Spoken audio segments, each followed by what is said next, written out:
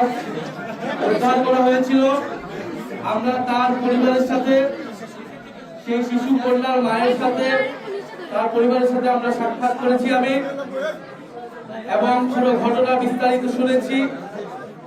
ব্যক্তিগত কিছু দ্বন্দ্বের কথা উনি বলছেন, এলাকার কিছু দ্বন্দ্বের কথা উনি বলছেন। আমরা তথ্য প্রমাণ তদন্ত ছাড়া আগাম কোনো মন্তব্য এখন করতে চাচ্ছি না।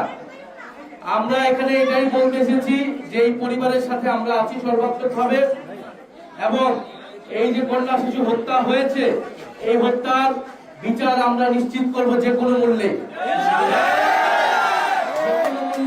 ইনশাআল্লাহ আমরা এর বিচার নিশ্চিত করব।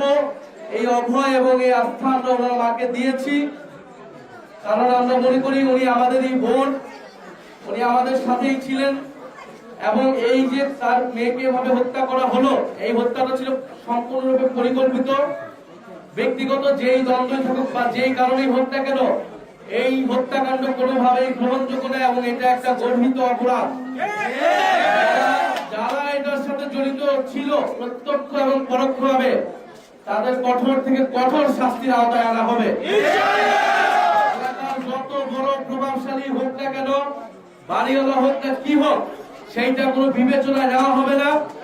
পুলিশ প্রশাসন নিরপেক্ষভাবে কাজ করবে এবং এই হত্যাকাণ্ডের বিচার আমরা দ্রুত সময়ের মধ্যে নিশ্চিত করব। আমরা থানার ওসির সাথে যেই দিন ঘটনাটি ঘটেছে 24 ফেব্রুয়ারি, সেদিনই আমরা ওনার সাথে আমি ফোনে কথা বলেছি, থানার ওসির সাথে কথা বলেছি। মামলা নেওয়া হয়েছে। পোস্টমর্টেম রিপোর্ট আসলে আপনাদের পুরো ঘটনাটা বোঝা যাবে কিভাবে হত্যাকাণ্ড হয়েছে, কিভাবে মারা গিয়েছে মেয়েটি। এবং ওনারা যাদেরকে সন্দেহ করছেন, সেই সন্দেহভাজন তাদেরকেও প্রশাসন, আইন শৃঙ্খলা বাহিনী তারা খতিয়ে দেখছে। আমরা আশা করি দ্রুত সময়ে, অলরেডি একজন আসামি গ্রেফতার হয়েছে, সন্দেহভাজন একজন।